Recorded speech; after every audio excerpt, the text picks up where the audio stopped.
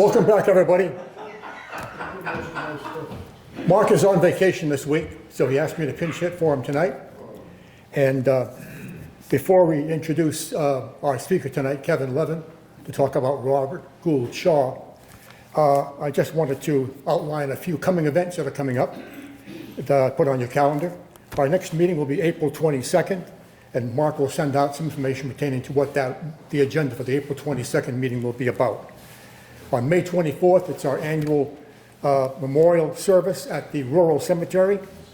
We've got the mayor hopefully lined up, the high school ROTC, the ladies of the 1850s, and it should be really quite a nice event. And Carol Blaze will be our songstress. On June the 24th, we have our annual summer event, our annual picnic right here. We always very enjoyable evening. We try to invite the book award winners for this year at our summer event, and that'll be that one. Let me just introduce Kevin Levin for you. Kevin lives in Boston. He's an award-winning educator and author, and he's been a college and high school teacher. He's written 3 books: The Crater, Black Confederates, and Interpreting the Civil War at Museums and Historic Sites. Many of his books have been highly praised, all really highly praised for their research and their analytical skills. He's published essays in the New York Times and the Washington Post, and he's currently finishing a biography of Robert Gould Shaw right now. Has that been determined in terms of the publication date yet? It's finished, yeah. Oh, yeah. Yes. The working title, what I had, was A Glorious Fate. Yeah. Okay. And he's also co-writing a history of Boston during the Civil War. He's received the Eugene Fleet Award for Excellence in Civil War Studies. And tonight, his subject will be Robert Gould Shaw, War Warrior, and the Second Massachusetts. So, Kevin, And then just clip this to your, just clip it to your shirt, yeah.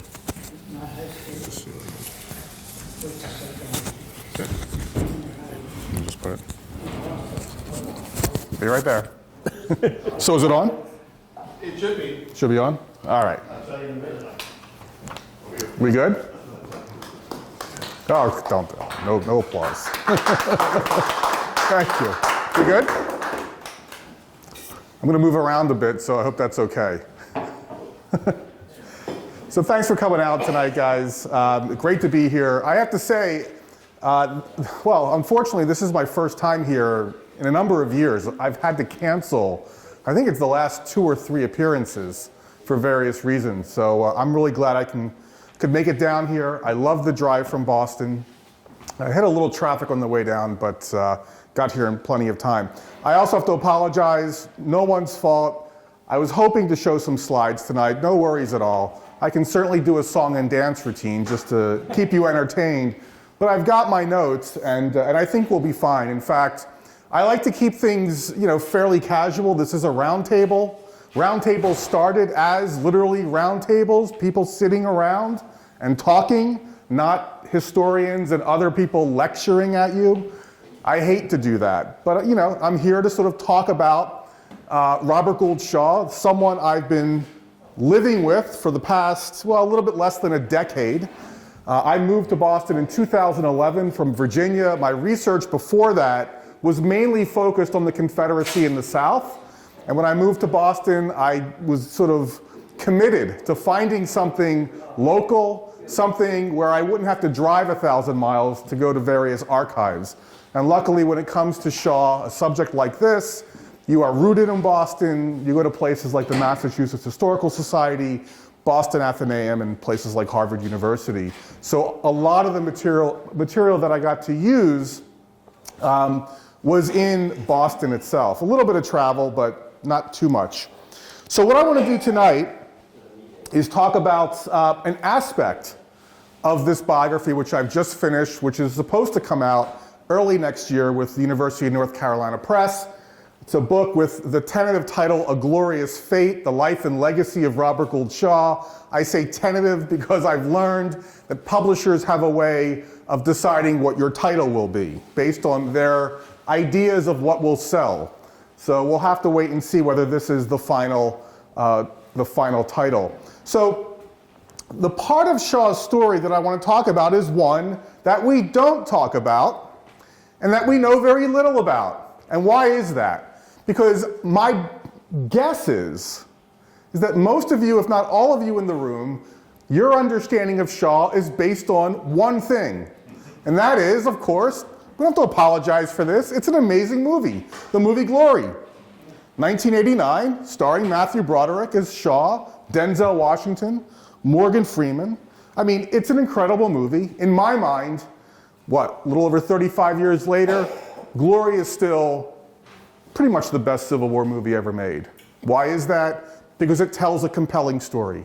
It tells a compelling story about the Civil War, the evolution of the Civil War, that very few Americans, especially white Americans in 1989, knew anything about.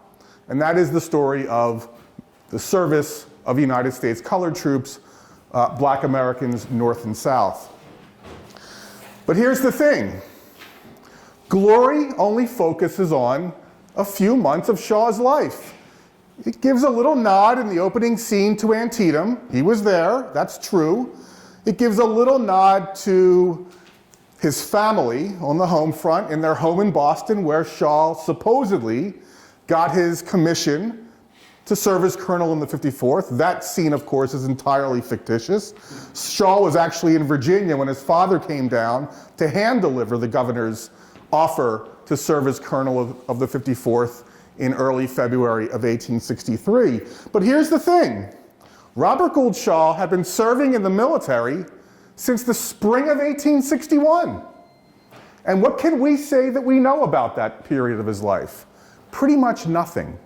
So when you're writing a biography of Shaw, when you're thinking about what most people are going to expect you to focus on, namely his service in the 54th, I think you have an obligation to try to frame that service, that command of the regiment, based on his previous roughly 2 years of military service.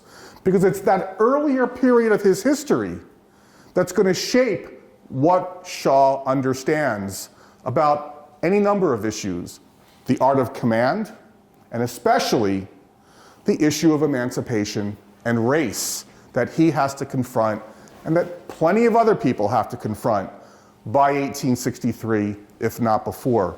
So I'm at a little disadvantage because, of course, my comments are kind of corresponding to the slides. But again, don't worry about that. If you have questions, please just chime in. We can have a discussion, see where this goes. A little bit of background about Shaw, just to get us started here.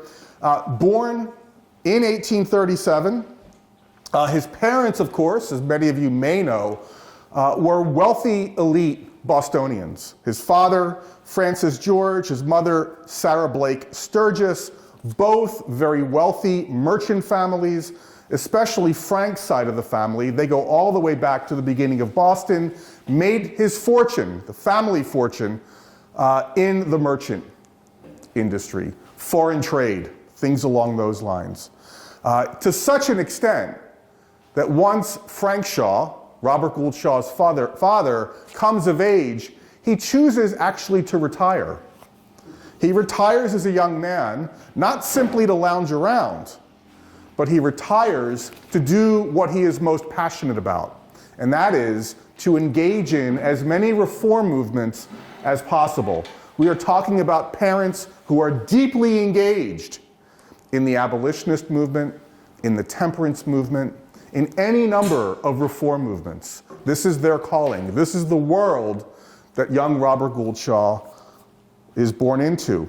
He has 4 sisters, Anna, Josephine, who's known as Effie, Susanna, and Ellen. He's the only boy in this large Shaw family.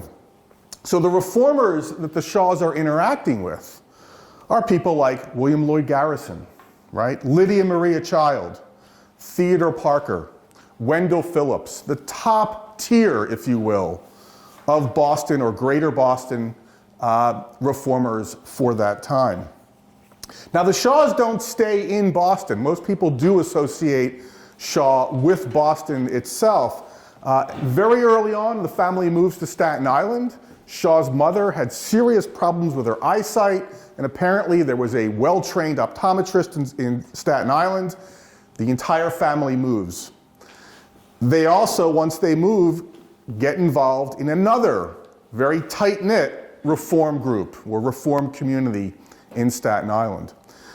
Shaw goes to what is now Fordham University, St. John's College, a private school in New York for his schooling.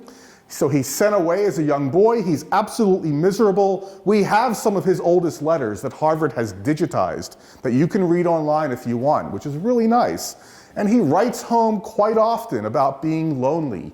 He clearly was a mama's boy very early on. That sort of comes out, that theme. But you also see someone at a very early age begin to push back against his parents, specifically against the idea that he himself will become a reformer, that he will follow in his parents' footsteps. Shaw apparently at a very early age wants nothing to do with that. In fact, writing to his mother at one point saying, "This reform stuff is all for you, it's not for me." And so you can imagine how his parents feel about this, because of course, especially his mother, they see him as, again, following in his own footsteps. By 1850, the family decides to go to Europe. This is, of course, very popular for wealthy families to take the European tour. Shaw will spend the next couple years between Italy, France, and Switzerland, going to various, and Germany, traveling to various private schools where he continues to write his parents about how miserable he is and how ashamed they should be for leaving him alone. He does, however, have a real good time in Hanover, Germany. Not too far from where my wife was born, in Bremen. I got to see sort of the area where he lived on our last trip over to Germany. But he's there as a young teenage boy, all alone, attending to his schooling, I guess you could say. He was always an average student, very interested in music, but enjoying himself, enjoying his independence over in Europe. The one thing we know, however, is that he does keep track of events back here in the States. And of course, the most important event in the mid-1850s is going to be the national debate over slavery, right? So Kansas, Nebraska. Think of the caning of Charles Sumner that takes place in the Capitol building.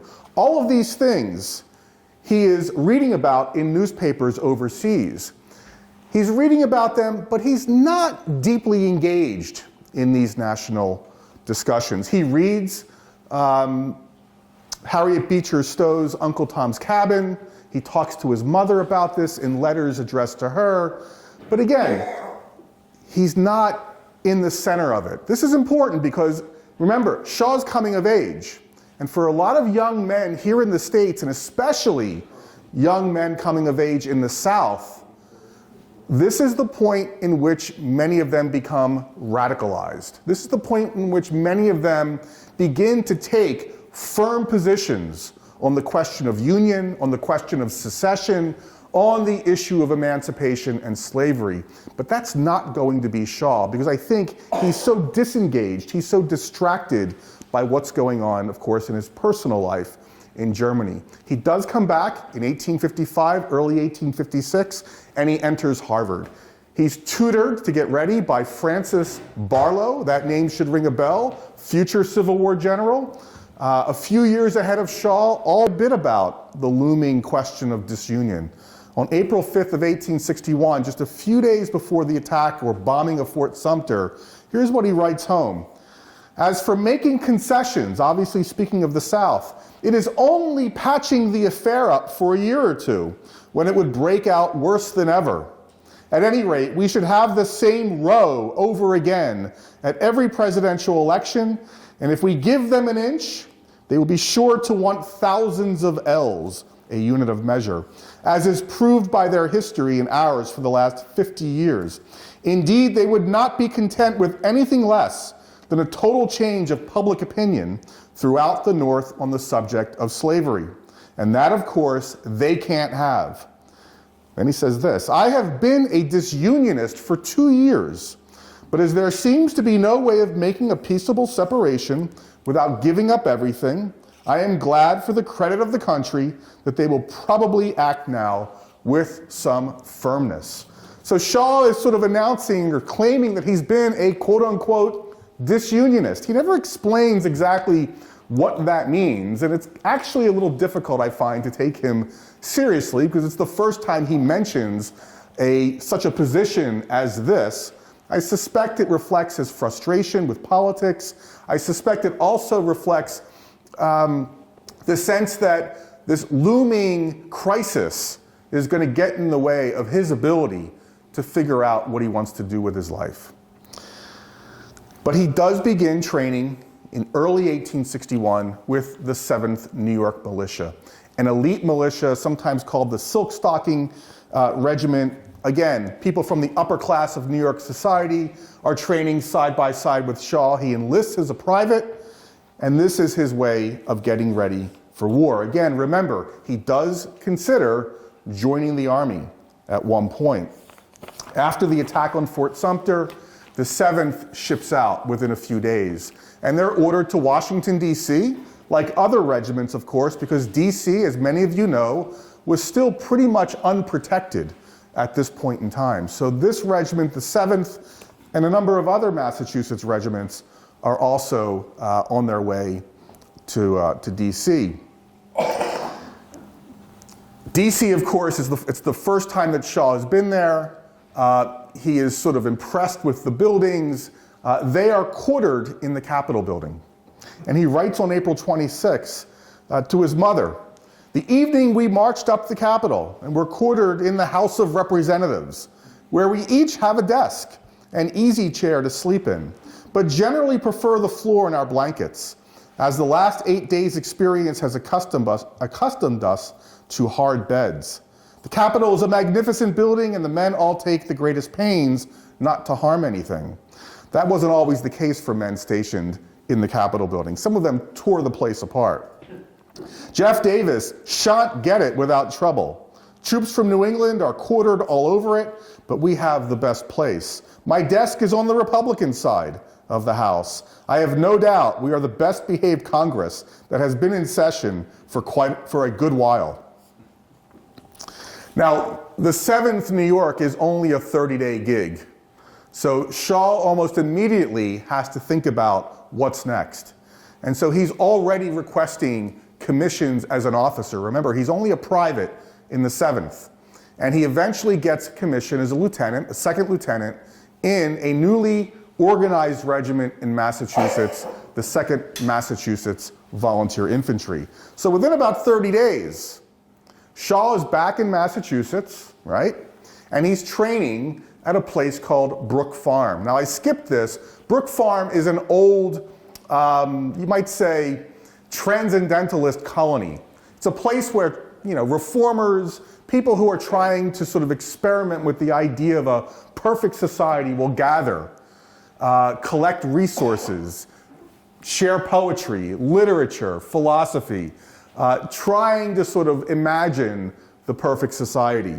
Shaw's parents were involved in this when he was a very young man, and now he's back at Brook Farm to engage in a very different endeavor. So we're talking about a young man who's never seen battle, knows nothing about training men for battle, the art of command. All of this, of course, will be new to Shaw. And remember, we're talking about someone who considers himself to be an elitist. He believes that he, as a Brahmin-born Bostonian, someone raised by an elite family, is entitled to command others. And he takes that job seriously. He believes in discipline. He's going to be a harsh disciplinarian. But he has to find, like other young officers, the right balance. How do you balance discipline with the fact that Americans at that time hold tightly to the sense of their own individual freedom and individual rights? How do you do that? Go ahead. Was that a common progression that quick? Common progression from Private to lieutenant? Well, at the very beginning of the war, remember, this is a volunteer army. So, of course, each governor has to organize volunteer regiments, which will eventually sign on to the rest of the Union Army or the U.S. Army. And they're really, remember, the size of the U.S. Army in 1860-61 is roughly 16,000, 17,000 men. So where are you going to find these officers? You're going to find these officers in political appointments and people who have some training, right? So Shaw is the former. Shaw is the political appointee. The family is well known, and that's probably why Shaw gets the commission. He writes quite a bit about the difficulties and challenges of training these men. But we also get a sense of what I've just suggested, this elitism, this sense of hierarchy that he maintains or embraces. He has to train a large number of Irishmen in this regiment. And if you might imagine, in Boston at that time, there's a great deal of anti-Irish sentiment, especially among Shaw's class of people, the elite Bostonians. He writes at one point, he writes on May 25th of 1861, he says, "We have a good many Irishmen in our company who are very hard to manage at first, but they are getting toned down by degrees. We are filling up with Americans." Notice the contrast, right? They're not Americans, but we're filling up with Americans, and yesterday got 16, every one of whom was above the average, both in height and muscle. We have a great deal of fun with the sentinels at night, for they very seldom can remember the form of challenge, and the Irishmen seem sometimes utterly unable to learn or understand anything. I mean, you will get those kinds of references over and over from Robert Gould Shaw, but it says something important about him. To keep in mind when it comes to thinking about his command of black soldiers. We tend to think that this is sort of the major or the central challenge that Shaw will face. How do you command African American men? People that society at large believes are low on the ladder. Well, think about the way Shaw thinks about the Irish. He's already thinking in terms of hierarchy, as others would have been at this point. So the notion of African Americans serving in the army is certainly far in the future. And few people are imagining this right now in 1861. But the idea of a natural hierarchy that people fall into, that of course is very much a reality of Shaw's life from the very beginning of the war. In fact, if you look at some of the cartoons of the Irish in the 1860s, they are often depicted as African American, as black. So that gives you a sense of how immigration, or how perceptions of foreigners take shape, especially in places like Boston. So the regiment ships out in late June of 1861, and their destination is Virginia, specifically the Shenandoah Valley. This is the part of Virginia that Shaw's understanding of the war will take root. This is where he will be challenged for the next roughly year, even a little bit longer than a year and a half to be exact. They end up, of all places, Harper's Ferry. Think about the symbolism here. Think about how his parents, deeply committed abolitionists, think about John Brown and Harper's Ferry. This is sacred ground for his parents. And their son is now stepping foot on this ground. They're probably waiting to hear of his inspiration, that he's been inspired by being in the shadow of John Brown. But here's what he writes from Harper's Ferry. July 18th, 1861. I saw John Brown's prison this morning and the place where he was executed. So he's in Charlestown for this letter, a little south of Harper's Ferry, where he was executed. The slaves here seem well cared for, but they are evidently glad to see us. Now here's what he writes about Harper's Ferry on July 30th. We used the engine house which John Brown took possession of for a guardhouse, and there are 3 or 4 loopholes which he made to fire through, and marks of musket balls on the walls inside. It seems to be the worst place he could have chosen to defend against an attack. For when the doors are shut, it is like a brick box, as all the windows are high up. And his loopholes are so small that they give no range at all to the men firing through them. But think about this description of the very fort that John Brown made his last stand in. Doesn't offer any inspiring words about the cause of slavery and emancipation. Certainly words that would have brought great joy to his parents, especially his mother. Instead, what do? You get a kind of bland, kind of description of the defensive capacities of this structure, and that's it. Shaw will never, I think, to his parents' satisfaction, engage in a kind of talk about emancipation and slavery that they're looking for. He's just not engaged in the war in that way. That's not what the war means to Shaw. If you read his letters from this point in time, all he really writes about is the lack of discipline in his regiment. Letter after letter, describing the steps that they're taking to discipline these men, countering his own parents and sisters who are writing to him saying, we read in the newspapers that discipline in the 2nd Massachusetts, your regiment, is much too harsh. And Shaw will have none of it. Writes back, you're not in a position to understand. You don't understand the challenges of commanding this rabble. And if you want to win this war, these are the steps that you have to take. But nothing about emancipation being the cause. Very few descriptions of the enslaved people that he will confront, that many of his colleagues in this regiment will confront for the first time in their lives.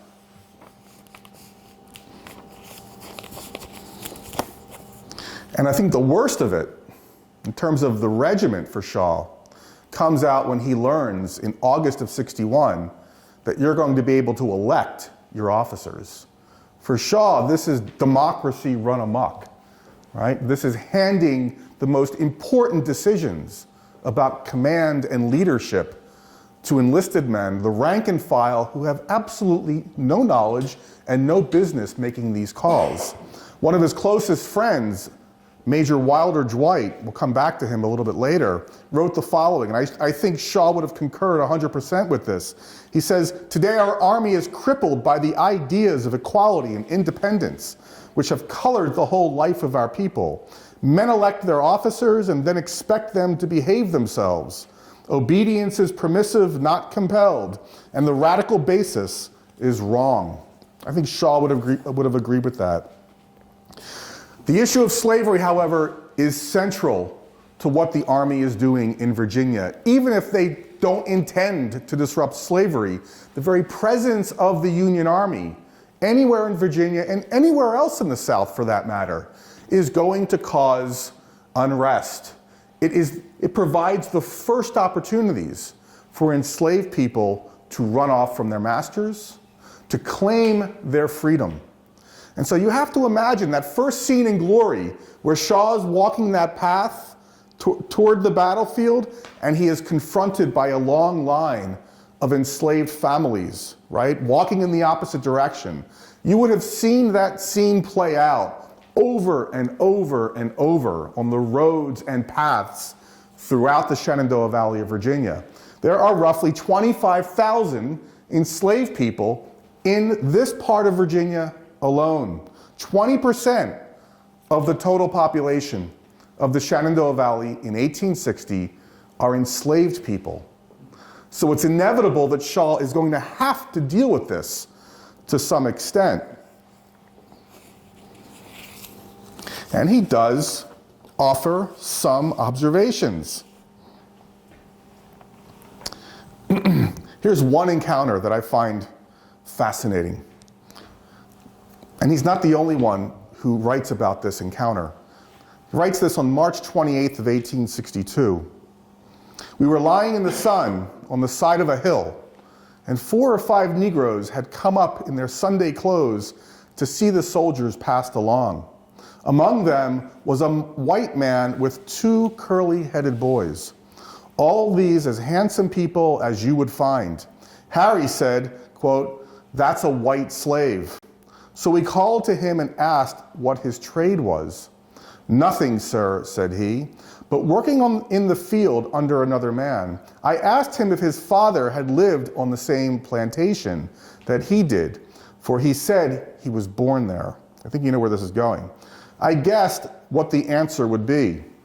And he said his master was his father, and that it had often been a bitter pill to swallow when he had been badly treated by him to think that it was so. He said it was like having a forked stick to him. So obviously we're talking about someone who appears white to him, but is obviously legally enslaved because, of course, of who his parents are. He writes also, he uses the language of the time, he refers to darkies, he uses the N-word, not entirely unusual, but he doesn't really critique slavery itself to his parents. The observation is given, what I just read to you, and he moves on. He doesn't dwell on the issue of slavery. And I think this is important because I think we tend to think that someone like Shaw, given his command of the 54th, and especially how he's portrayed in Hollywood, in glory, that somehow Shaw embodies a kind of some level of abolitionist commitment. I don't find it early in the war with Shaw. I find someone who is observing the war around him, curious about it, he writes home about it, but it doesn't fundamentally shift how he's thinking about the war. He is, however, exposed to the idea or introduced to the idea that black soldiers, or I should say enslaved people, might make good soldiers. This was probably one of the more interesting finds in my early research of Shaw. One of his fellow officers was a man named Major Robert Morris Copeland, another Harvard graduate. It's not clear if Shaw knew him at Harvard. I don't think that was the case, but he's also serving in the 2nd Massachusetts. And Copeland, very early in the war, apparently comes to the idea of enlisting black men as soldiers in the Union Army. And at some point, they must have started talking about this. And on August 6th, Shaw, 1861, Shaw writes a letter, not to his parents. He writes a letter to a family friend who was a reporter for a New York newspaper, a man named Sidney Howard Gay. Here's what Shaw writes to him. He says, isn't it extraordinary that the government won't make use of the instrument that would finish the war sooner than anything else, viz. The slaves? I have no doubt they could give more information about the enemy than anyone else, and that there would be nothing easier than to have a line of spies right into their camp, meaning Confederates. What a lick it would be at them to call on all the blacks in the country to come and enlist in our army. They would probably make a fine army after a little drill and could certainly be kept under better discipline than our independent Yankees. Okay, pretty positive assessment of what African American men might accomplish, the role they might play. But once again, he introduces it in a letter and then drops it. Now, he'll come back to it later in 1862, but he writes again. He writes, Mr. Copeland told me he had a long talk with General Banks, Nathaniel Banks, about making use of the Negroes against the secessionists. I thought it was a waste of breath, but we hear today that Banks has offered him a place on his staff, which shows that he thinks a good deal of his opinion. Copeland's sole subject of thought now seems to be slavery, and he is always fuming and raging about it. Does Shaw see himself as getting involved in such a project? Perhaps. But we don't know anything more than this.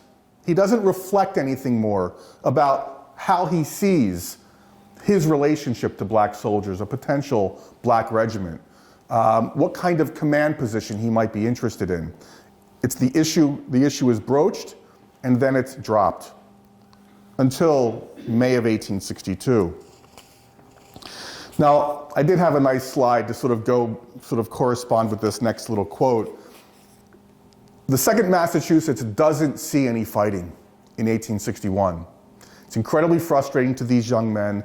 They get called to reinforce the Union soldiers who were involved in the Battle of Ball's Bluff, October of 1861, of course, involving the famed Harvard Regiment, the 20th Massachusetts. I should point out the 2nd Massachusetts should also be called the Harvard Regiment. Most of Shaw's fellow officers, the line officers, are all Harvard graduates. They're all former student friends of Shaw's. This is really his cultural, his social network. And he becomes very close friends with his fellow officers. But he writes this on November 15th, 1861. We have had a cold, rainy, and intensely uncomfortable day, but I have a nice little stone fireplace in my tent with a pretty high chimney outside, which makes it draw finely and keep the tent warm and dry. In this camp, mine happens to be one of the successful fireplaces. They often smoke, so that I have had company all day. We have been from reveille until tattoo, talking and reading, and having quite a nice time. Stephen Perkins, Rufus Choate, Captain Savage were the guests. The latter is one of the best men I have ever known. At the same time, he is one of the best officers, and a real brave fellow. One of the rarest articles to be found is a pure-minded man, and Savage is as much so as any woman. Interesting kind of gender reference. On Thanksgiving, they're all sitting around the table. Besides all the turkey and geese, they had nearly 1,200 pounds of plum pudding. The officers' dinner was at 5 o'clock, and we enjoyed ourselves very much. Our mess tent was gorgeously lighted with candles, bayonets serving for candlesticks. After the dinner was excellent. And the dinner was excellent, excuse me. So by early 1862, I'm just going to sort of push forward. By early 1862, it's clear that the 2nd Massachusetts, along with the rest of Nathaniel Banks's force, is likely going to see battle. Think of Stonewall Jackson's movements out in the Shenandoah Valley in 1862. This is going to involve the 2nd Massachusetts. And they finally see battle for the first time on May 25th of 1862 at the Battle of First Winchester. It is his baptism of fire, Shaw's baptism of fire. He is very slightly wounded. He is almost seriously wounded, but for, and we've heard these stories before, but for a pocket watch deflecting a bullet that could have done some serious harm. But of course, by May 25th of 62, we can see what's happening more broadly in Virginia. McClellan's massive Army of the Potomac is moving on Richmond from Fort Monroe along the Virginia Peninsula, and the 2nd Massachusetts is reassigned to John Pope's Army of Virginia. So think of Pope's army in central Virginia trying to distract Confederates, allowing McClellan to move more thoroughly, gradually toward Richmond. I'm going to sort of skip the whole Pope controversy. Some of you are aware of John Pope's controversy regarding his military orders that dictate how to treat civilians. Shaw has a lot to say about that, but I think for time's sake, I'm going to sort of skip over that. I want to jump ahead to what I think is Shaw's moment of truth in this early part of his career. A turning point for Shaw. I think we think of Wagner as sort of a major moment. Shaw, of course, was killed at Wagner, as you all know, on July 18th of 1863. But that, of course, still, I think, is what attracts us. That's the battle that I think occupies our attention. But for Shaw, it's the Battle of Cedar Mountain, August 9th of 1862.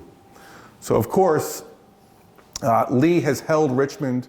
McClellan has been forced back. He's moving parts of it. He's moving the Army of the Potomac back to D.C. What does Robert E. Lee do? We know that Lee, of course, decides to go on the offensive himself. He splits his army into two wings, one under the command of James Longstreet, who, of course, as many of you know, is moving on to Manassas. That, of course, will culminate in the Battle of Second Manassas at the end of August of 1862. The other wing, of course, under the command of Stonewall Jackson, who's moving toward Gordonsville from Richmond, and then eventually, by early August, north to link up with, I'm sorry, do I have that backwards? No, I have that right. Who is sort of moving up to link with the other half of the Confederates around Manassas. They, of course, the Confederates meet part of the Army of Virginia around Cedar Mountain on August 9th, 1862. Shaw's regiment, the 2nd, might be in battle for 15 minutes in terms of this full scale of fighting. And it was absolutely devastating. Out of 474 men engaged, 120 were killed, wounded, along with 37 missing. Of the 22 officers, and again, officers that Shaw is incredibly close with, only 8 came out unscathed. Shaw is absolutely traumatized in the days following this battle. He writes at least 3 letters home to his mother, his sisters, describing what it's like to walk the battlefield. I'm going to share just a few excerpts here. August 12th. I was with the 2nd Massachusetts, having been ordered to show Colonel Andrews, the new colonel of the 2nd Massachusetts, where to go. The first thing I noticed upon coming out of the wood was the immense number of bodies lying about the field, and then I saw a long line of rebel battalions drawn up opposite and almost concealed by the smoke from their pieces. Yesterday I went over the battlefield with the general. The first man I recognized was Carey, Richard Carey, close friend. He was lying on his back with his head on a piece of wood. He looked calm and peaceful, as if he were merely sleeping. His face was beautiful, and I could have stood and looked at it a long while. Captain Williams we found next, then Goodwin, Abbott, and Perkins. They're all lying in rows. The bodies were taken to town, and Lieutenant Francis and I had them packed in charcoal to go to Washington, where they will be put in metallic coffins. I took a lock of hair from each one to send to their friends. The following day, he writes, the fact that many men get so accustomed to the things that they can sleep about among heaps of dead bodies, many of them their friends and acquaintances, without any particular emotion, is the worst of all. I long for the day when we shall attack the rebels with an overwhelming force and annihilate them. May I live long enough to see them running before us, hacked to little pieces. I mean, this is the most kind of visceral language that Shaw will use up to this point in time in describing the rebels in such a way. But of course, the 2nd, Shaw, they have no time to rest. They have to continue moving north. That is where the Confederate threat looms in Northern Virginia. They do not take part in 2nd Manassas, but of course, they do cross the Potomac into Maryland, and they are at Antietam. They take part in the first stage of the Battle of Antietam, that section of the battlefield along the Hagerstown Pike, where Joe Hooker's Corps, Mansfield's Corps are pushing north to south against Stonewall Jackson toward the Dunkard Church. So if you've been to the Antietam battlefield, Shaw is right along the Hagerstown Pike, right by the Piper Farm, rolling hills, and he, of course, by roughly 9 o'clock, is going to pitch in to Confederates, Alabamians, Georgians, and again, the fighting, as many of you know, is fierce.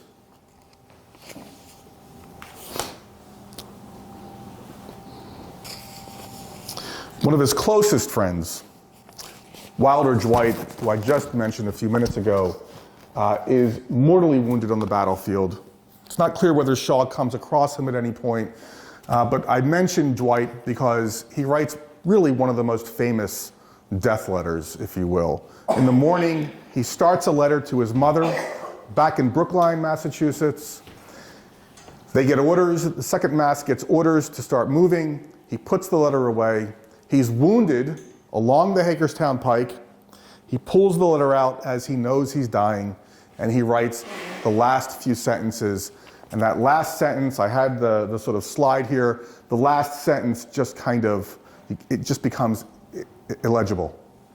And the letter, of course, is just coated with his blood. And that letter is housed in the Massachusetts Historical Society. He writes, of course, again about the bloodletting at Antietam, but of course, for Shaw, for his parents, what's the most significant result of Antietam? It's the Emancipation Proclamation. This is what they believed from day one the war was all about, what they had been trying to get their son to acknowledge all along. And when it is finally announced on September 22nd, Robert and his mother go back and forth in letter after letter, trying to find common ground. Shaw writes to her, "For my part, I can't see what practical good it can do now. Wherever our army has been, there remain no slaves, and the proclamation will not free them where we don't go." Sort of pointing out the conditions of the proclamation. Which slaves the proclamation will free and which slaves it will not. He does not see that it will do any practical good. A few letters later, after receiving letters from his mother expressing her frustration with him, he finally writes to her, "You must have thought from my late letters that I was degenerating sadly from the principles in which I was brought up. But an ordinary mortal must be somewhat affected by his surroundings, and events which look at it in one way from a distance often seem very different when you are in the midst of them. The man at a distance is more apt to be impartial," in a sense imploring his mother to try to look at this from his perspective, try to understand what the war might look like from someone on the ground, rather than someone who has the luxury in a beautiful home and the freedom to reflect about what she thinks the war is about. He has his own unique perspective.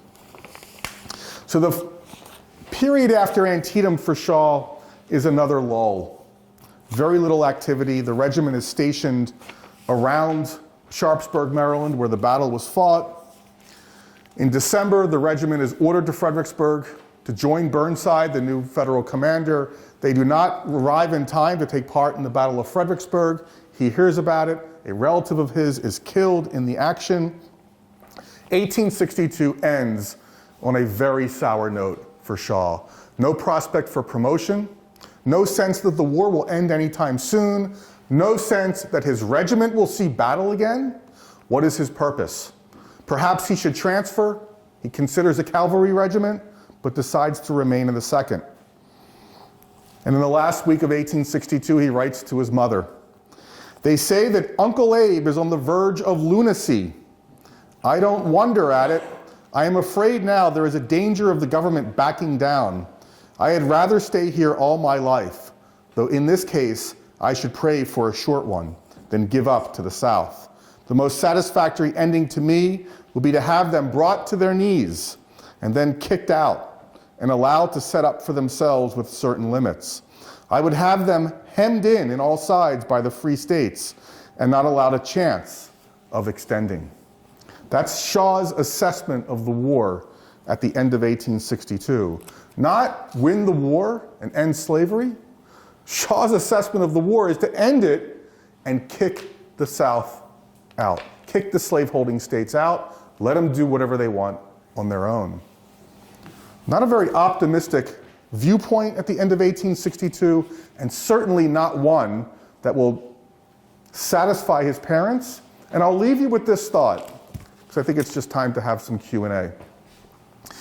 This is certainly not a perspective that will leave you with the sense that within a few weeks, his father will travel down to Virginia with an offer from Governor Andrew of Massachusetts to take command of the first black regiment to be raised in the North. You can't look at Shaw's career up to this point and get to that point, and get to that future event as inevitable. In other words, I guess what I'm saying, I'm sort of engaging in some word salad here, my apologies. What I'm suggesting here is there's nothing inevitable if you just take Shaw's career up to the end of 1862 that would suggest that this is someone who is getting ready to serve as the colonel of the 1st Black Regiment. Okay? This is a war that can go any number of ways, and this is a young officer who could make any number of different decisions to benefit his career. So I'm going to stop there and just give you an opportunity to ask questions or comment or whatever you have. I think I've talked long enough. And thank you for listening. You mentioned Yeah. being in the tent in November of what, 61? Start over. I didn't hear the first part. Yeah, he was in the tent. You said they were comfortable in his tent. Yeah. So forth. But you mentioned Thanksgiving. Yeah. I didn't think Thanksgiving wasn't first observed until 63. So there are a number of proclamations that are made during the war, and one of Lincoln's takes place in November of 1861. And so, apparently this is a festive occasion that has already taken place in November for various reasons. Various proclamations have been made even before the war. So Thanksgiving, as I understand it, is already, fairly well established. Absolutely. At least in New England. Absolutely. Yeah, go for it, please. Well, when he becomes the commander, he's going to be dependent on the personnel that go in, Good. or the personnel that he's going to promote and inherit. Yeah. So here's how the command of the 54th works in terms of who is offered the various positions among the junior grade of officers. So we're talking roughly lieutenant to, captain roughly, company commanders, etc. So Shaw has nothing to do with that. So this is entirely the work of Governor Andrew, right? And for Andrew, because he's very much aware that the 54th is a model regiment. So the 54th, as far as Governor Andrew is concerned, will not be deprived of anything. So the image of, if you remember Glory, these are men who have no uniforms, they have no rifles, they have no boots, right? They're all suffering. None of that is true. From day one, the 54th at Reedville, or what was called Camp Meigs, right?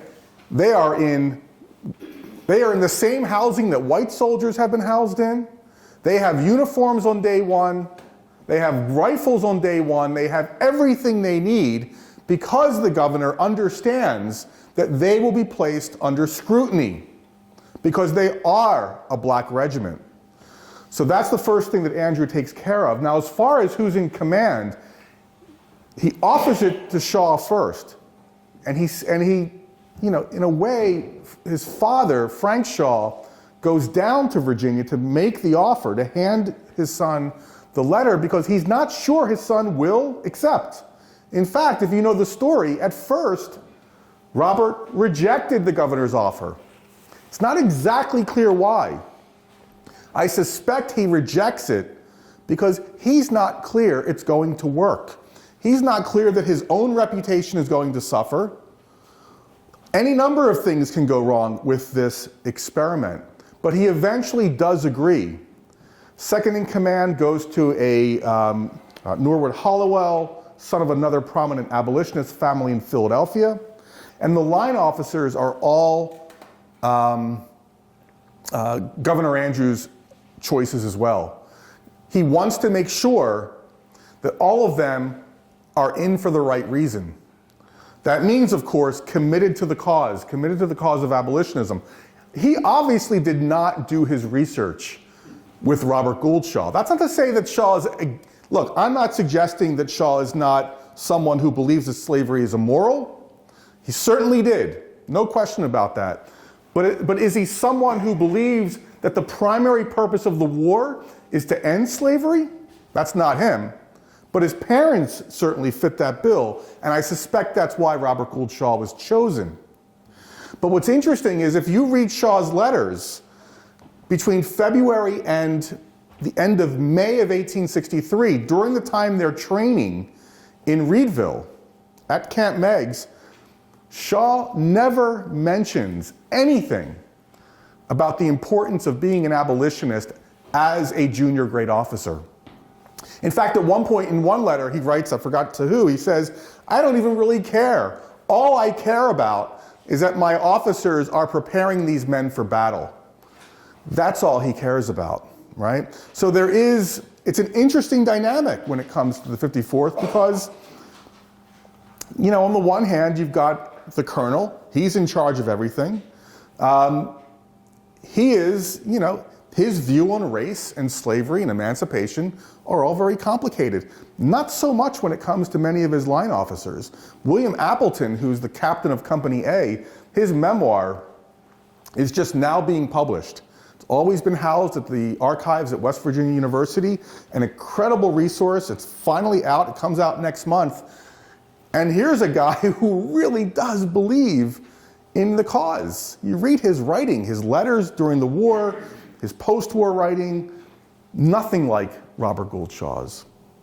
So you have an interesting range of people who are in command of this 1st Black Regiment. Absolutely. Questions? Go for it, please. What's the relationship between Shaw's parents and Governor Andrew? Governor Andrew, obviously, I'm assuming, I didn't know, but evidently had strong abolitionist beliefs. So Yeah. was this a natural feed to Shaw's parents? Yeah, absolutely, especially because both Governor Andrew is an active Republican throughout the he's a Whig and then of course a Republican. Once the Republican Party is formed in the mid-1850s, the Shaw family is also believes in a political solution to the problem of slavery. Remember, a lot of abolitionists don't believe that the solution to slavery is within the Constitution, right? Garrison's a great example. Garrison burns a copy of the Constitution famously on the doorsteps of his printing office at one point.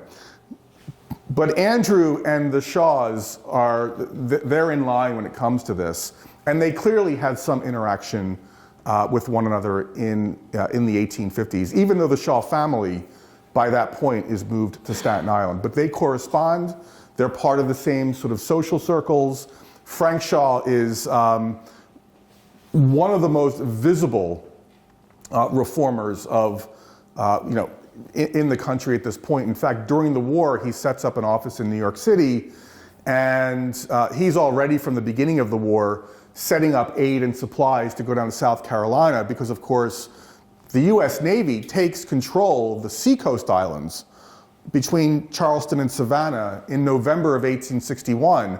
And what does that do? It forces Confederates to abandon some of the richest plantation land in the entire South, and it leaves thousands upon thousands of enslaved people to fend for themselves.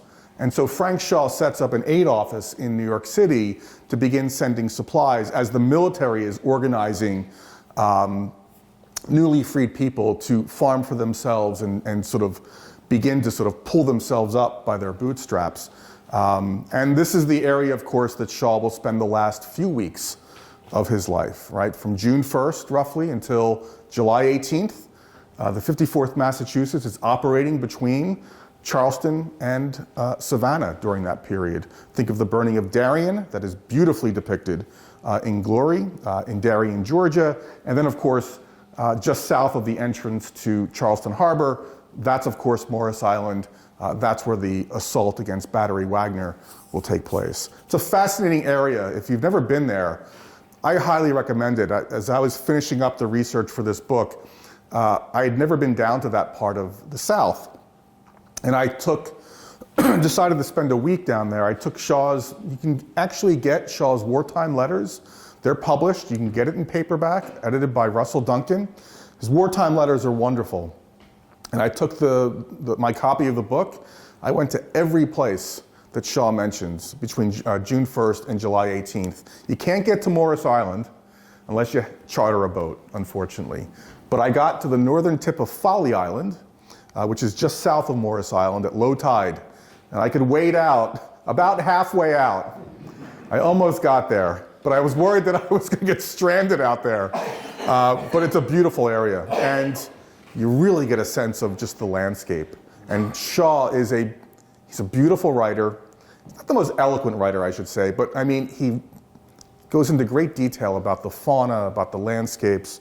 He's very attentive to these things. So well worth reading if you like reading soldier letters from the Civil War. Please. I take it there were no individual black soldiers in the original Massachusetts regiment? So very good. So in fact, some of the first recruits, so the regiment starts recruiting roughly by the 3rd, 4th week of February of 1863. In fact, Appleton, who I mentioned was the captain of Company A, both of Frederick Douglass's sons will serve in Company A for a period of time, but Appleton recruits here in New Brunswick. Some of the first recruits for the 54th, I think it's actually 19 of them, come from New Brunswick in the first days of recruiting for the 54th. But if I understand your question, you're right. The challenge for the 54th is going to be that there aren't enough African Americans in Massachusetts of military age to fill up an entire regiment. And so what happens early on is that the governor begins to hire recruiters. Frederick Douglass, a guy named Starnes, a number of other people begin to fan out. The 54th, for the most part, is made up of African Americans from other northern states. The largest contingents come from places like Ohio, New York. This becomes very controversial because, of course, other northern, remember, this is a way to meet your state quota. If you can fill them with African Americans, many states would prefer to do that for the racist reasons. I don't need to get into that. Better to send the black people if you can meet your quota. So that becomes controversial because you don't want to see in Ohio your black men of military age serving another state. So Massachusetts eventually gets enough people by pretty much May of 1863, enough that they organize a second black regiment, the 55th, which of course will be trained also in Reedville. The other problem for recruiters here in Massachusetts is, remember, African Americans offered their service in 1861, and they were rebuffed by Lincoln. And so you come at them again in 1863, and not everyone is going to jump at the opportunity. Why should they? Right? Are there strings attached this time? Will we be paid equal to white men? That turned out not to be the case, right? In fact, to such an extent that these men are protesting for over a year to get Congress to pay them the pay the pay that they were promised. So it's not easy to recruit them, but it is important to recognize that the 54th is a regional. It is reflective of the broader region. There are some former slaves, fugitive slaves, or freedom seekers that end up in the 54th, but not many. But of course, isn't that the contrast with Glory? Glory is the story. Glory is in essence a slavery to freedom narrative, right? That's the Hollywood. That is what Hollywood wants to sell, and that's understandable, right? And it's actually a good thing that they did so, because of course in 1989, emancipation as a key narrative point in our Civil War is still very much fringe. It's still very much sort of at the border of our memory of the war. Most white Americans throughout most of the 20th century, how do we remember the war?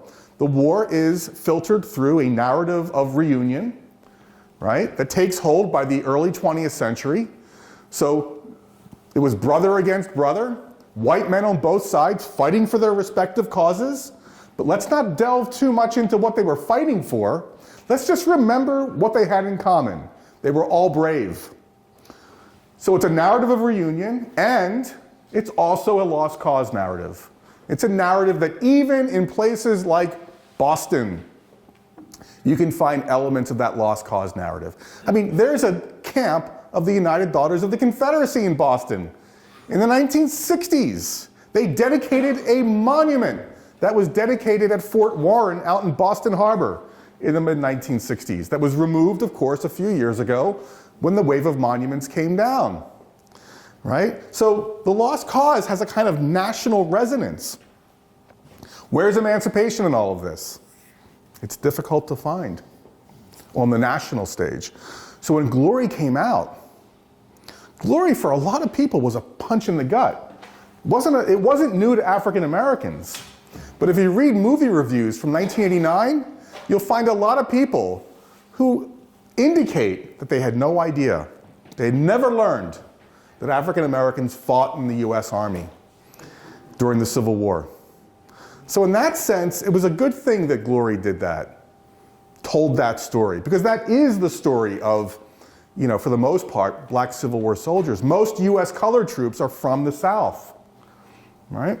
Go ahead, follow On the other hand, kind of stark reality of Hollywood, you described that the Governor Andrew said that they were going to be observed and watched, and therefore we're going to stop them with the best. And Hollywood chose to do the opposite. Yeah, because of course, that's part of the narrative, right? So you have to have a scene where Denzel Washington goes off to find shoes, only to be charged with going AWOL, and then of course having to be whipped in front of the entire regiment by an Irish drill sergeant. Right? I mean, think about the relationship between the Irish and African Americans in the 19th century. I mean, you couldn't have planned that any better. I mean, talk about sort of, I mean, it's just crazy. Now, one thing to keep in mind about that scene, of course, is where Denzel wins the Academy Award for Best Supporting Actor. But the other thing to keep in mind is whipping had been outlawed by the military by that point. It would never have happened. Okay? So again, it's Hollywood taking license. But look, when it comes to Glory, I don't care. Right? Because Glory is such a good movie. Remember, there's so many problems with that story. But you know, again, yeah, we can talk about the regiment marching up the beach in that last scene in the wrong direction. Who cares? Right? Who cares? I mean, that scene where Denzel and Robert Gould Shaw are talking right before the final scene about who's going to carry the flag. I'll cry every time I see that scene. Right? I don't care how many times I've seen that movie.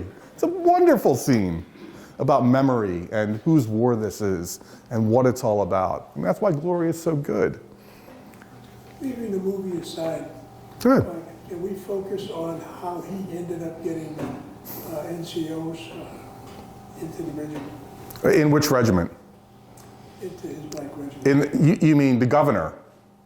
Well, what the movie shows is that you have some black sergeants that are very... Yeah, so you do have, there are a couple instances by the end of the war of African Americans being promoted to staff sergeant. There is one who's promoted to, I forgot what rank, but he is an officer. It's, Gordon Ray just published a book a couple years ago about him. I just can't think of his name. It's the end of the day, and so my brain begins to shut down. But yeah, there's one soldier who is promoted to officer by the end. He becomes a politician in South Carolina after the war. But the scene, I think what you're thinking of, if you think of the Denzel Washington character in Glory, that promotion scene on the boat, that is kind of depicting what happens to one of Douglas's sons. He is promoted at one point. I think the remark was that white guy has been fighting and dying, so you can be free. That part of that movie, I think there's a comment like that. Yeah. So that's where I'm focusing on. Yeah. And there's got to be some type of spirit there. Oh yeah. Okay. I mean, the end of the movie ends how? It ends with the image of the beautiful bas relief sculpture in Boston by Augustus St. Gaudens. I mean, in my mind, the most significant piece of public art we have in Civil War art that we have in this country after the Lincoln Memorial. But I think if I understand, and tell me if I'm wrong here, in terms of what you're trying to get at, one of the things I tried to do with this book, with Shaw, is try to bring him back to earth. Because of the influence of Glory, because I think we have this tendency to see Shaw as a sort of, to some extent, as kind of prototypical abolitionist. And I think the problem with that is that it does Shaw a disservice. And it does a lot of the men who fought in the Civil War a disservice. Look, it's nice that now, in 2025, I think it's safe to say this, that the most popular narrative of the war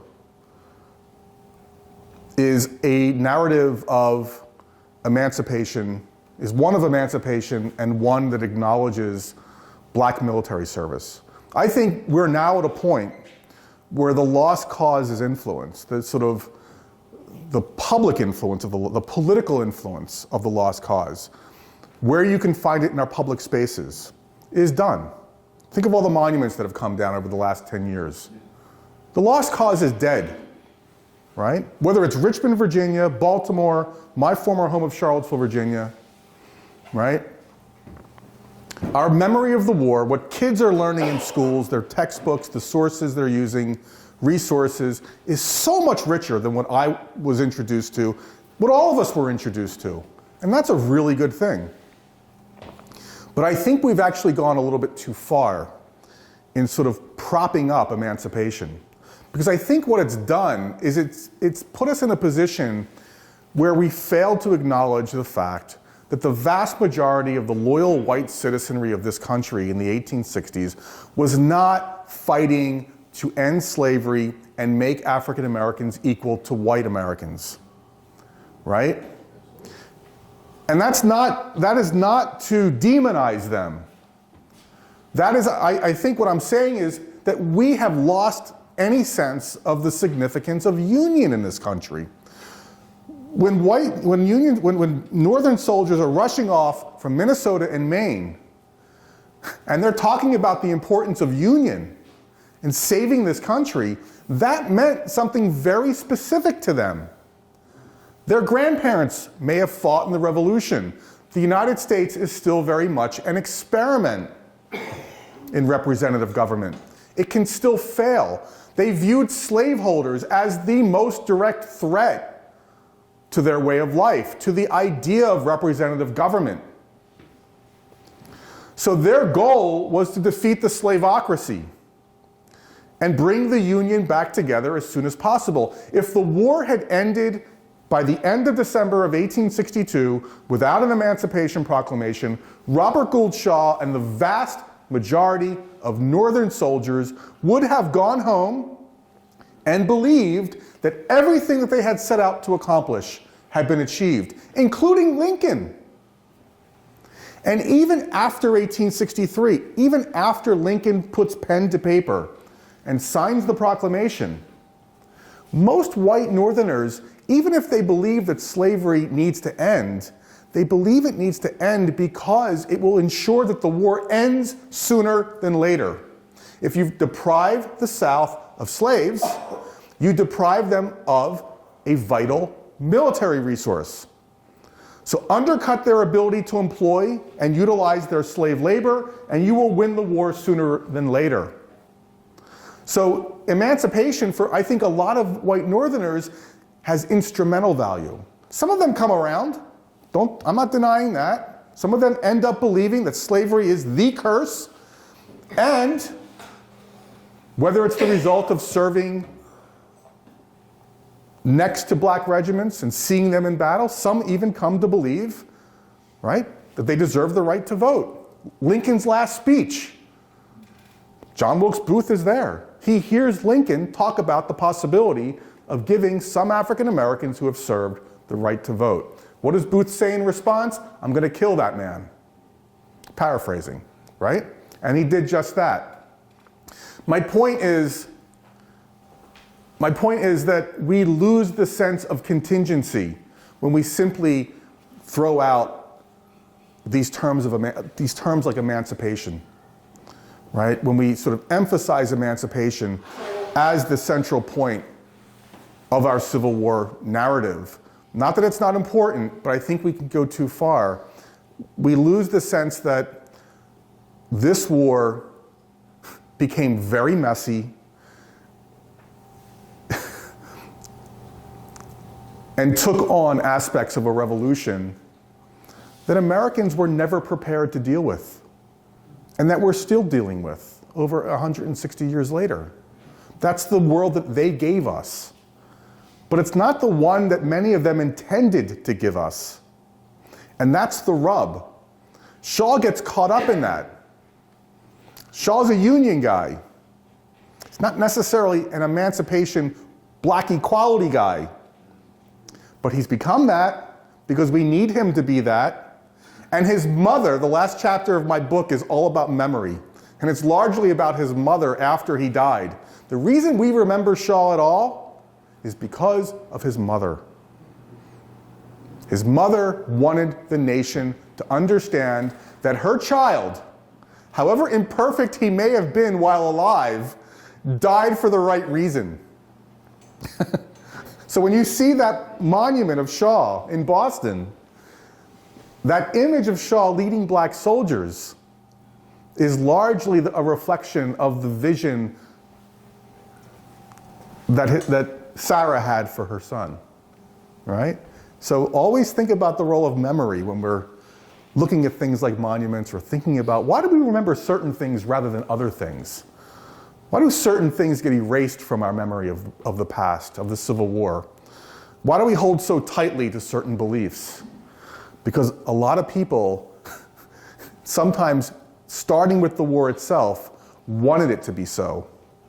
And that was certainly the case for Shaw's mother. She wanted you to remember him as an abolitionist.